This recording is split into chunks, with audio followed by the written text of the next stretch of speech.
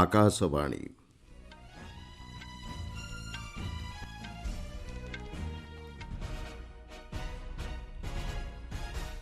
ସମ୍ବାଦ ପଢ଼ୁଛନ୍ତି ମଳୟ ରଞ୍ଜନ ମିଶ୍ର। ନୂଆଦିଲ୍ଲୀଠାରେ ଗ୍ରାମୀଣ ଭାରତ ମହୋତ୍ସବକୁ ଆଜି ଉଦ୍ଘାଟନ କରିବେ ପ୍ରଧାନମନ୍ତ୍ରୀ। ବୈଦେଶିକ ବ୍ୟାପାର ମନ୍ତ୍ରୀ ଡକ୍ଟର ଏସ୍ ଜୟଶଙ୍କର ଏବଂ ମାଳଦ୍ୱୀପ ପ୍ରତିପକ୍ଷଙ୍କ ମଧ୍ୟରେ ନୂଆଦିଲ୍ଲୀଠାରେ ଦ୍ୱିପାକ୍ଷିକ ଆଲୋଚନା ଅନୁଷ୍ଠିତ। ଚଳିତ ବର୍ଷ ଗ୍ରାମାଞ୍ଚଳଗୁଡ଼ିକୁ ଦାରିଦ୍ର୍ୟମୁକ୍ତ କରିବାକୁ କେନ୍ଦ୍ର ସରକାର ପ୍ରତିଶ୍ରୁତିବଦ୍ଧ, କହିଲେ କୃଷିମନ୍ତ୍ରୀ। ହକି ଇଣ୍ଡିଆ ଲିଗ୍ ପ୍ରତିଯୋଗିତାରେ ଗତକାଲିର ଖେଳରେ ତାମିଲନାଡୁ ଡ୍ରାଗନ୍ସ ବିଜୟୀ ଏବଂ ସିଡ୍ନୀ ଟେଷ୍ଟରେ ଅଷ୍ଟ୍ରେଲିଆର ପ୍ରଥମ ଇନିଂସ ବ୍ୟାଟିଂ ଜାରି। ପ୍ରଧାନମନ୍ତ୍ରୀ ନରେନ୍ଦ୍ର ମୋଦି ଆଜି ନୂଆଦିଲ୍ଲୀଠାରେ ଗ୍ରାମୀଣ ଭାରତ ମହୋତ୍ସବ 2025କୁ ଉଦ୍ଘାଟନ କରିବେ। ଗ୍ରାମୀଣ ଭିତ୍ତିଭୂମି ବୃଦ୍ଧି, ଆତ୍ମନିର୍ଭରଶୀଳ ଅର୍ଥନୀତି ସୃଷ୍ଟି ଏବଂ ଗ୍ରାମୀଣ ସମୁଦାୟ ମଧ୍ୟରେ ଅଭିନବତାକୁ ପ୍ରୋତ୍ସାହିତ କରିବା ଏହି ମହୋତ୍ସବ ପାଳନର ଉଦ୍ଦେଶ୍ୟ ବୋଲି ଆମ ପ୍ରତିନିଧି ଜଣାଇଛନ୍ତି। ଦେଶର ସମୃଦ୍ଧ ସାଂସ୍କୃତିକ ଐତିହ୍ୟକୁ ପ୍ରଚାର ଏବଂ ପ୍ରସାର କରିବାରେ ଏହି ମହୋତ୍ସବ ଗୁରୁତ୍ୱପୂର୍ଣ୍ଣ ଭୂମିକା ନିର୍ବାହ କରିବ। 6 ଦିନ ଧରି ଚାଲିବାକୁ ଥିବା ଏହି ମହୋତ୍ସବର ବିଷୟବସ୍ତୁ ରହିଛି 2047 ବିକଶିତ ଭାରତ ଗଠନ ପାଇଁ ସଶକ୍ତ ଗ୍ରାମୀଣ ବ୍ୟବସ୍ଥା। ଉଦ୍ୟୋଗ ମାଧ୍ୟମରେ ଗ୍ରାମୀଣ ମହିଳାଙ୍କୁ ସଶକ୍ତ କରିବା ଏହି ମହୋତ୍ସବ ପାଳନର ଗୁରୁତ୍ୱପୂର୍ଣ୍ଣ ଲକ୍ଷ୍ୟ। ବିଭିନ୍ନ କ୍ଷେତ୍ରର ସରକାରୀ ଅଧିକାରୀ, ଗ୍ରାମୀଣ ଉଦ୍ୟୋଗୀ, କାରିଗର ଏବଂ ଅଂଶୀଦାରମାନଙ୍କୁ ଏକାଠି କରି ସହଯୋଗୀ ଓ ସାମୂହିକ ଗ୍ରାମୀଣ ପରିବର୍ତ୍ତନ ପାଇଁ ଏକ ରୋଡ୍ମ୍ୟାପ୍ ପ୍ରସ୍ତୁତ କରାଯିବ। ଉତ୍ତର ପୂର୍ବ ଭାରତ ଉପରେ ଅଧିକ ଧ୍ୟାନ କେନ୍ଦ୍ରୀଭୂତ କରିବା ସହିତ ଗ୍ରାମବାସୀଙ୍କ ମଧ୍ୟରେ ଅର୍ଥନୈତିକ ସ୍ଥିରତା ଓ ଆର୍ଥିକ ନିରାପତ୍ତାକୁ ପ୍ରୋତ୍ସାହନ ପ୍ରଦାନ କରିବାରେ ଏହି ମହୋତ୍ସବ ବିଶେଷ ସହାୟକ ହେବ। ପ୍ରଧାନମନ୍ତ୍ରୀ ନରେନ୍ଦ୍ର ମୋଦି ଚେସ୍ ଚାମ୍ପିୟନ୍ କୋନେରୁ ହମ୍ପି ଏବଂ ତାଙ୍କ ପରିବାରବର୍ଗଙ୍କ ସହ ନୂଆଦିଲ୍ଲୀଠାରେ ସାକ୍ଷାତ ଆଲୋଚନା କରିଛନ୍ତି। ସାମାଜିକ ଗଣମାଧ୍ୟମରେ ପୋଷ୍ଟ କରି ପ୍ରଧାନମନ୍ତ୍ରୀ କୋନେରୁ ହମ୍ପିଙ୍କୁ ଜଣେ କ୍ରୀଡ଼ା ଆଇକନ୍ ଏବଂ କ୍ରୀଡ଼ାପ୍ରେମୀଙ୍କ ପାଇଁ ପ୍ରେରଣାର ଉତ୍ସ ବୋଲି କହିଛନ୍ତି। ତାଙ୍କର ଚିନ୍ତାଧାରା ଏବଂ ସଂକଳ୍ପ ଅତ୍ୟନ୍ତ ସ୍ପଷ୍ଟ। କୋନେରୁ ହମ୍ପିଙ୍କ ପାଇଁ ଦେଶ ଆଜି ଗର୍ବିତ ଏବଂ ଶ୍ରେଷ୍ଠତା କ'ଣ ତାହା ତାଙ୍କ କ୍ରୀଡ଼ାରେ ପ୍ରତିପାଦନ କରିଛନ୍ତି। ସୂଚନାଯୋଗ୍ୟ, କୋନେରୁ ହମ୍ପି ହେଉଛନ୍ତି ମହିଳା ବିଶ୍ୱ ଚେସ୍ ଚାମ୍ପିୟନସିପ୍ର ଉପବିଜେତା ଏବଂ ଗତ 2 ଥର ମହିଳା ବିଶ୍ୱ ରାପିଡ୍ ଚେସ୍ ଚାମ୍ପିୟନ୍ ବିଜୟିନୀ। ନିକଟରେ ସେ ନ୍ୟୁୟର୍କରେ ଦ୍ୱିତୀୟ ଥର ପାଇଁ ବିଶ୍ୱ ରାପିଡ୍ ଚେସ୍ ଟାଇଟଲ୍ ହାସଲ କରିଛନ୍ତି। 2019ରେ ସେ ପ୍ରଥମ ଥର ପାଇଁ ଟାଇଟଲ୍ ବିଜୟୀ ହୋଇଥିଲେ। ବୈଦେଶିକ ବ୍ୟାପାର ମନ୍ତ୍ରୀ ଡକ୍ଟର ଏସ୍ ଜୟଶଙ୍କର ଏବଂ ମାଳଦ୍ୱୀପ ପ୍ରତିପକ୍ଷ ଡକ୍ଟର ଅବଦୁଲ୍ଲା ଖଲିଲ୍ଙ୍କ ମଧ୍ୟରେ ଗତକାଲି ନୂଆଦିଲ୍ଲୀଠାରେ ଦ୍ୱିପାକ୍ଷିକ ଆଲୋଚନା ହୋଇଛି। ଭାରତ ମାଳଦ୍ୱୀପ ସହିତ ସମ୍ପର୍କକୁ ଅଧିକ ସୁଦୃଢ଼ କରିବାକୁ ଗୁରୁତ୍ୱ ଦେଉଛି ବୋଲି ଡକ୍ଟର ଜୟଶଙ୍କର କହିଛନ୍ତି। ପଡ଼ୋଶୀ ପ୍ରଥମ ନୀତି ଏବଂ ଭିଜନ ସାଗର ଅଧୀନରେ ମାଳଦ୍ୱୀପକୁ ନିରନ୍ତର ସମର୍ଥନ ଜାରି ରଖିବାକୁ ଡକ୍ଟର ଜୟଶଙ୍କର ଏହି ଅବସରରେ ପ୍ରତିଶ୍ରୁତି ଦେଇଛନ୍ତି। ମାଳଦ୍ୱୀପ ରାଷ୍ଟ୍ରପତି ଡକ୍ଟର ମହମ୍ମଦ ମୁଇଜୁଙ୍କ ଗତ ଅକ୍ଟୋବର ମାସରେ ଭାରତ ଗସ୍ତ ଅବସରରେ ହୋଇଥିବା ବୁଝାମଣାର ଅଗ୍ରଗତି ନେଇ ମଧ୍ୟ ଦୁଇ ନେତା ସମୀକ୍ଷା କରିଛନ୍ତି। ମାଳଦ୍ୱୀପ ବୈଦେଶିକ ମନ୍ତ୍ରୀ ଡକ୍ଟର ଖଲିଦ୍ ଭାରତର ସହାୟତାକୁ ଉଲ୍ଲେଖ କରିବା ସହ ଜରୁରୀକାଳୀନ ଆର୍ଥିକ ସହଯୋଗର ଉଚ୍ଚ ପ୍ରଶଂସା କରିଛନ୍ତି। ଦୁଇ ଦେଶ ମଧ୍ୟରେ ବ୍ୟାପକ ଅର୍ଥନୈତିକ ଏବଂ ସାମୁଦ୍ରିକ ନିରାପତ୍ତା ଭାଗିଦାରିତାକୁ ସାକାର କରିବା ଲକ୍ଷ୍ୟରେ ମିଳିତ ଭାବେ କାର୍ଯ୍ୟ କରିବା ଉପରେ ମାଳଦ୍ୱୀପର ପ୍ରତିବଦ୍ଧତାକୁ ଡକ୍ଟର ଖଲିଦ୍ ଦୋହରାଇଛନ୍ତି। ମାଳଦ୍ୱୀପରେ ତୃତୀୟ ପର୍ଯ୍ୟାୟ ବିକାଶମୂଳକ ପ୍ରକଳ୍ପ କାର୍ଯ୍ୟକାରୀ ନେଇ ଦୁଇ ଦେଶ ମଧ୍ୟରେ ବୁଝାମଣାପତ୍ର ସ୍ୱାକ୍ଷରିତ ହୋଇଥିବା ଜଣାପଡ଼ିଛି। ପ୍ରଧାନମନ୍ତ୍ରୀ ନରେନ୍ଦ୍ର ମୋଦି ଆସନ୍ତା 6 ତାରିଖ ସୋମବାର ଦିନ ଭିଡ଼ିଓ କନ୍ଫରେନ୍ସିଂ ମାଧ୍ୟମରେ ଜାମ୍ମୁ ରେଲୱେ ଡିଭିଜନର ଲୋକାର୍ପଣ କରିବେ। ଆମ ସମ୍ବାଦଦାତା ଜଣାଇଛନ୍ତି, ଜାମ୍ମୁ ରେଳ ଡିଭିଜନ ଅଧୀନରେ 5ଟି ସେକ୍ସନ ରହିବ। ଏହି 5ଟି ସେକ୍ସନର ମୋଟ ଦୈର୍ଘ୍ୟ ହେଉଛି 742.1 କିଲୋମିଟର। ଅତ୍ୟାଧୁନିକ ଜ୍ଞାନକୌଶଳରେ ନିର୍ମିତ ଏହାର ମୁଖ୍ୟାଳୟ ଜାମ୍ମୁରେ ରହିବ। ବର୍ତ୍ତମାନ ଦେଶରେ 17ଟି ରେଳ ଜୋନ୍ ଅଧୀନରେ 68ଟି ରେଳ ଡିଭିଜନ କାର୍ଯ୍ୟ କରୁଛି। ଜାମ୍ମୁ 69ତମ ଡିଭିଜନ ଭାବେ କାର୍ଯ୍ୟ କରିବ।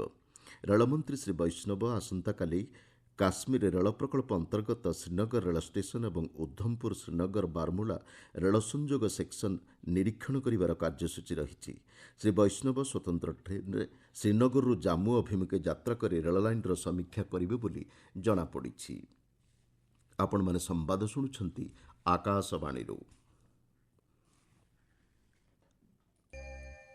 କୃଷି ଏବଂ କୃଷକ କଲ୍ୟାଣ ତଥା ଗ୍ରାମ୍ୟ ଉନ୍ନୟନ ମନ୍ତ୍ରଣାଳୟ ଚଳିତ ବର୍ଷ ଗ୍ରାମାଞ୍ଚଳଗୁଡ଼ିକୁ ଦାରିଦ୍ର୍ୟମୁକ୍ତ କରିବାକୁ ପ୍ରତିଶ୍ରୁତିବଦ୍ଧ ବୋଲି ମନ୍ତ୍ରୀ ଶିବରାଜ ସିଂ ଚୌହାନ କହିଛନ୍ତି।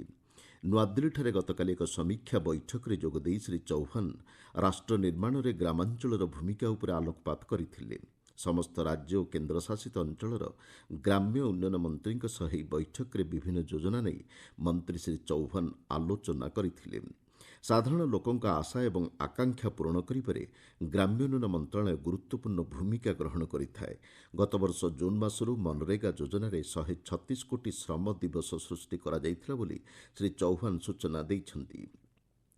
ରାଜ୍ୟଗୁଡ଼ିକରେ ଗ୍ରାମାଞ୍ଚଳ ଭିତ୍ତିଭୂମି ନିର୍ମାଣ ସଂକ୍ରାନ୍ତ ବିଭିନ୍ନ ଯୋଜନା ପାଇଁ କେନ୍ଦ୍ର ସରକାର 50,467 କୋଟି ଟଙ୍କା ପ୍ରଦାନ କରିଥିବା ମନ୍ତ୍ରୀ ଶ୍ରୀ ଚୌହାନ କହିଛନ୍ତି। ଗତ 10 ବର୍ଷ ମଧ୍ୟରେ ଆବାସ ଯୋଜନାରେ ଗ୍ରାମାଞ୍ଚଳରେ 3 କୋଟି 45 ଲକ୍ଷ ଘର ନିର୍ମାଣ କରାଯାଇଛି। ନୂତନ ପରିବାରଗୁଡ଼ିକୁ ଚିହ୍ନଟ କରି ଏହି ଯୋଜନାରେ ସାମିଲ କରିବାକୁ ସର୍ଭେ କାର୍ଯ୍ୟ ଆରମ୍ଭ ହୋଇଛି ବୋଲି ମନ୍ତ୍ରୀ ଶ୍ରୀ ଚୌହାନ ସୂଚନା ଦେଇଛନ୍ତି। ବିଜ୍ଞାନ ଓ ପ୍ରଯୁକ୍ତି ବିଦ୍ୟା ମନ୍ତ୍ରୀ ଡକ୍ଟର ଜିତେନ୍ଦ୍ର ସିଂହ ନୂଆଦିଲ୍ଲୀଠାରେ ଆଜି ଅନୁଷ୍ଠିତ ହେବାକୁ ଥିବା ବୈଜ୍ଞାନିକ ଓ ଶିଳ୍ପ ଗବେଷଣା ବିଭାଗ DSIRର 40ତମ ପ୍ରତିଷ୍ଠା ଦିବସ ସମାରୋହରେ ଯୋଗଦେବେ। ବୈଜ୍ଞାନିକ ଓ ଶିଳ୍ପ ଗବେଷଣା ପରିଷଦ CSIR ଏବଂ ଲଘୁ ଉଦ୍ୟୋଗ ଭାରତୀ ମଧ୍ୟରେ ପ୍ରଯୁକ୍ତିବିଦ୍ୟା ଆଦାନ ପ୍ରଦାନ ଏହି ସମାରୋହର ମୁଖ୍ୟ ଲକ୍ଷ୍ୟ। ବିଭିନ୍ନ କାର୍ଯ୍ୟକ୍ରମ ମାଧ୍ୟମରେ ଶିଳ୍ପ ଗବେଷଣା ଏବଂ ଉଦ୍ଭାବନକୁ ତ୍ୱରାନ୍ୱିତ କରିବା, ଆଭ୍ୟନ୍ତରୀଣ ଗବେଷଣା ଓ ବିକାଶ କେନ୍ଦ୍ର, ବୈଜ୍ଞାନିକ ଓ ଶିଳ୍ପ ଗବେଷଣା ସଂଗଠନ ତଥା ଗବେଷଣା ଇକୋସିଷ୍ଟମକୁ ସୁଦୃଢ଼ କରୁଥିବା ସରକାରୀ ଅନୁଦାନପ୍ରାପ୍ତ ଅନୁଷ୍ଠାନଗୁଡ଼ିକୁ ସ୍ୱୀକୃତି ପ୍ରଦାନ ଦିଗରେ ଗବେଷଣା ବିଭାଗର ଭୂମିକାକୁ ସମ୍ମାନ ପ୍ରଦର୍ଶନ କରିବା ଏହି ସମାରୋହ ପାଳନର ଉଦ୍ଦେଶ୍ୟ।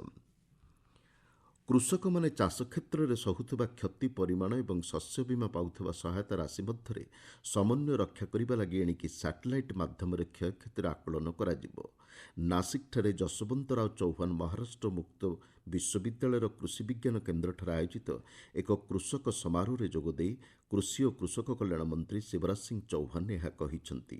କଳାବଜାରୀ ରୋକିବା ଲାଗି ରାଜ୍ୟ ସରକାର ଉପଯୁକ୍ତ ପଦକ୍ଷେପ ନେବା ଉପରେ ଶ୍ରୀ ଚୌହାନ ଗୁରୁତ୍ୱ ଦେଇଛନ୍ତି। କୃଷିମନ୍ତ୍ରୀ କହିଛନ୍ତି, ଚାଷୀ ନିଜର ଉତ୍ପାଦ ଅନ୍ୟ ରାଜ୍ୟରେ ବିକ୍ରି କରିବାକୁ ଇଚ୍ଛା ପ୍ରକାଶ କରିବା କ୍ଷେତ୍ରରେ ପରିବହନ ଖର୍ଚ୍ଚ ଉଭୟ କେନ୍ଦ୍ର ଏବଂ ରାଜ୍ୟ ସରକାର ମିଳିତ ଭାବେ ବହନ କରିବା ଉଚିତ।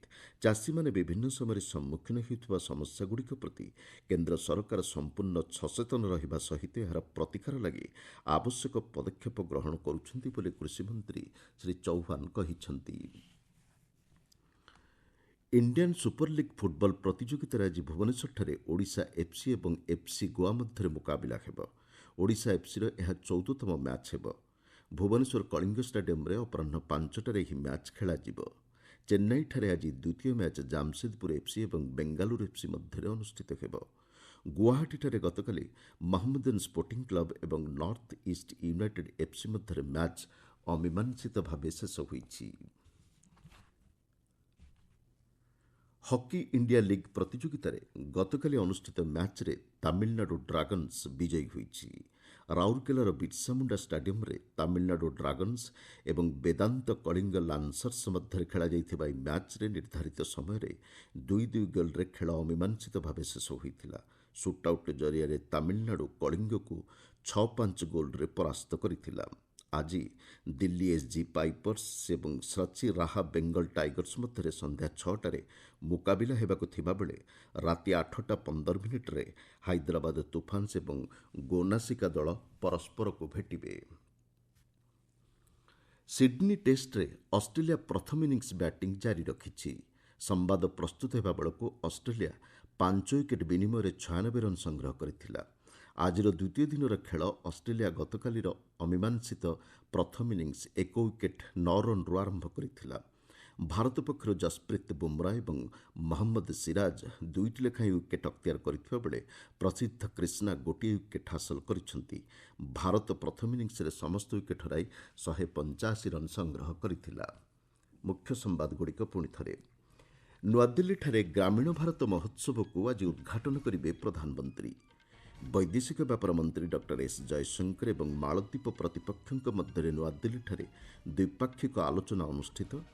ଚଳିତ ବର୍ଷ ଗ୍ରାମାଞ୍ଚଳଗୁଡ଼ିକୁ ଦାରିଦ୍ର୍ୟମୁକ୍ତ କରିବାକୁ କେନ୍ଦ୍ର ସରକାର ପ୍ରତିଶ୍ରୁତିବଦ୍ଧ, କହିଲେ କୃଷିମନ୍ତ୍ରୀ। ହକି ଇଣ୍ଡିଆ ଲିଗ୍ ପ୍ରତିଯୋଗିତାରେ ଗତକାଲିର ଖେଳରେ ତାମିଲନାଡୁ ଡ୍ରାଗନ୍ସ ବିଜୟୀ ଏବଂ ସିଡ୍ନୀ ଟେଷ୍ଟରେ ଅଷ୍ଟ୍ରେଲିଆର ପ୍ରଥମ ଇନିଂସ ବ୍ୟାଟିଂ ଜାରି। ସମ୍ବାଦ ଶେଷ ହେଲା। ଅଧିକ ସମ୍ବାଦ ପାଇଁ ଆପଣମାନେ newsonair.gov.in ୱେବସାଇଟ୍ ଏବଂ ନ୍ୟୁଜ୍ ଅନ୍ ଏଆଇଆର୍ ଆପ୍ରେ ଲଗ୍ଇନ୍ କରିପାରିବେ।